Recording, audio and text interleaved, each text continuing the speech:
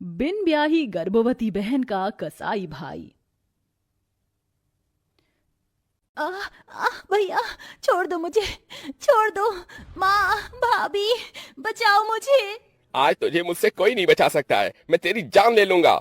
निरंजन, छोड़ दे बेटा, गुस्से में गलत कदम मत उठा। छोड़ दे अपनी बहन के साथ, भला कोई भाई ऐसा कसाईयों सा बर्ताव करता है। लेकिन निरंजन को अपने गुस्से में ना तो कुछ दिखाई दे रहा था और ना ही सुनाई दे रहा था। जहां बहनें भाइयों के दिल का टुकड़ा होती हैं और भाई तो बहन की हिफाजत के लिए होते हैं, फिर आखिर क्या कारण है जो एक भाई का बर्ताव अपनी बहन के लिए कसाई के जैसा है। निरंजन अपनी बहन के बालों को नोचते हुए उसको आंगन में ले आया और अपनी तलवार निकाल ली। आज मैं तुझे जिंदा नहीं छोड़ूंगा। इसीलिए मैं नहीं चाहता था कि इस खानदान में कोई लड़की पैदा हो, क्योंकि बेटियां सिर्फ और सिर्फ परिवार की इज्जत डुबोती हैं, और तूने तो हमारी नाक कटवा दी, कहीं का नहीं छोड़ा हमें। अपने कसाई भाई का पल पल बढ़ रहे गुस्से को देखकर पद्मा हर पल और लम्हे को खुद में ही कोस रही थी। काश, काश कि मैंने वो गलती नहीं की होती।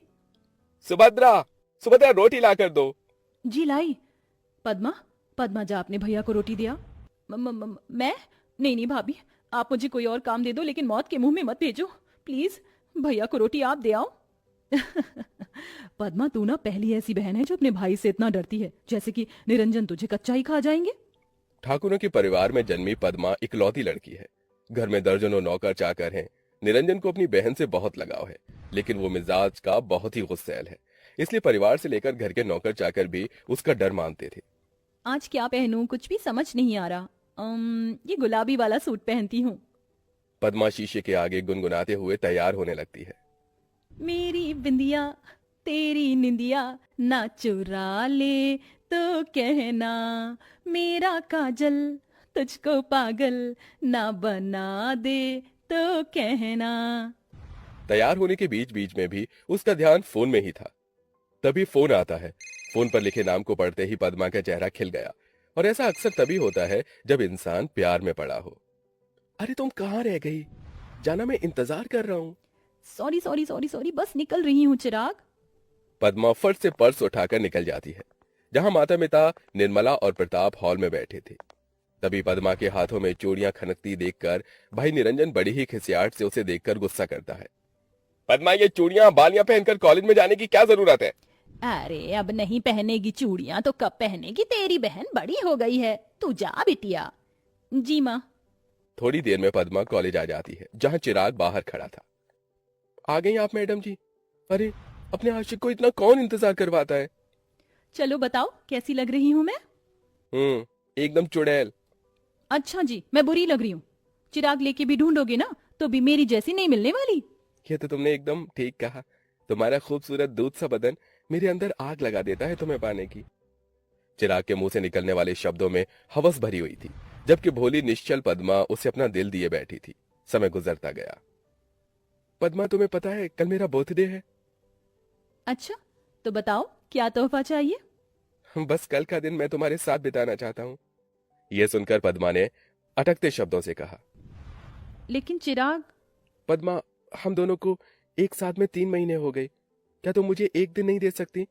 तुम मुझ पर भरोसा ही नहीं करती। चिराग की इमोशनल बातों में आकर पद्मा मान गई। ठीक है, मैं आऊंगी।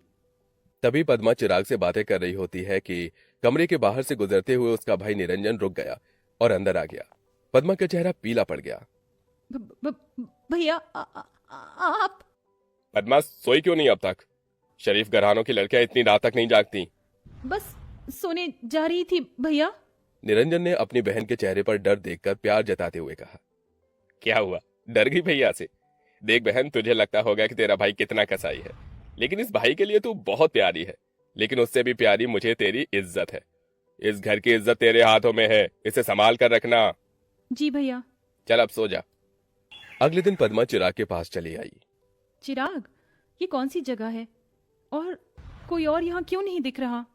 अरे हम दोनों है ना, ये लो, जल्दी से इसे पहन कर आ जाओ। पर चिराग, मैं इतने छोटे कपड़े नहीं पहनती। पद्मा, मेरी खुशी के लिए पहन लो प्लीज। पद्मा रिक्वेस्ट करने पर चिराग की दी हुई शॉर्ट सी ड्रेस को पहनकर आ गई। चिराग हवस भरी निगाहों से उसे देखने लगा और उसे अपने करीब खींच लिया।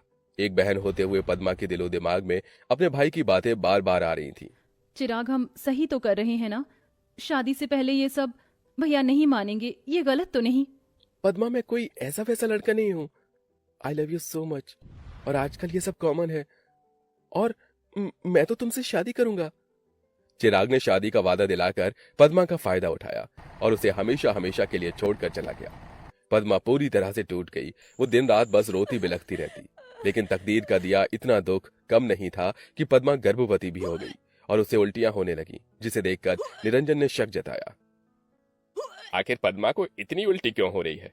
कहीं ये बिन ब्याही मां तो नहीं बनने वाली? निरंजन ने डॉक्टर को चेकअप करने घर बुलाया। मिस्टर निरंजन, मुबारक हो, आपकी बहन मां बनने वाली है।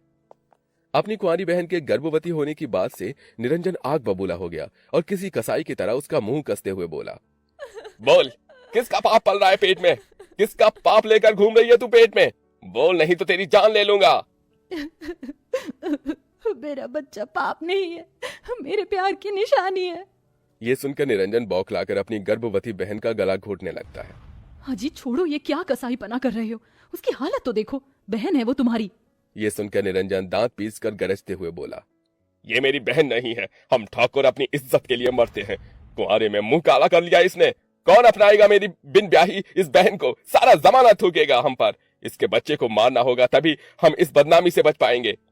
यह फैसला सुनाकर निरंजन पैर पटकते हुए चला जाता है। गुजरते दिन के साथ पद्मा का पेट दिखने लगता है। माँ सुभद्रा, कहो इससे कि ये दवाई खा ले और खत्म करे इस बच्चे को।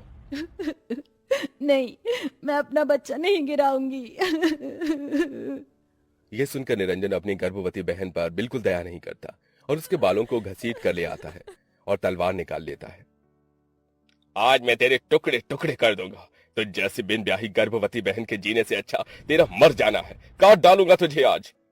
तभी एकदम से पिता प्रताप मुखिया को ले आते हैं।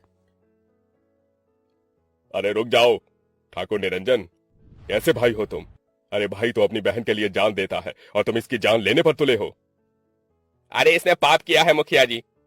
देखो निरंजन, मैं जानता हूं इसने गलती की है, लेकिन अब जो होना था वो हो गया। पर अगर तुम इसको मारोगे तो तुम भी पाप के भागीदार बनोगे, क्योंकि इसके अंदर एक जान भी पल रही है। इसकी शादी कर दो। अरे कौन करेगा इससे शादी मुखिया जी, ये जानते हुए कि ये बिन ब्याही मां है? मैं करूंगा पद्मा से शादी भैया। मैं दूंगा इस बच्चे को अपना नाम। मुरली पद्मा के कॉलेज में पढ़ने वाला लड़का था जो हमेशा से उसे पसंद करता था। बुरे वक्त में वो उसका हाथ थामता है, जिसके कुछ महीनों बाद पद्मा अपने बच्चे को इस दुनिया में लाती है। लेकिन आज भी उसके मन में चिराग के धोखे के लिए एक दुख भरी चीत्कार निकलती है।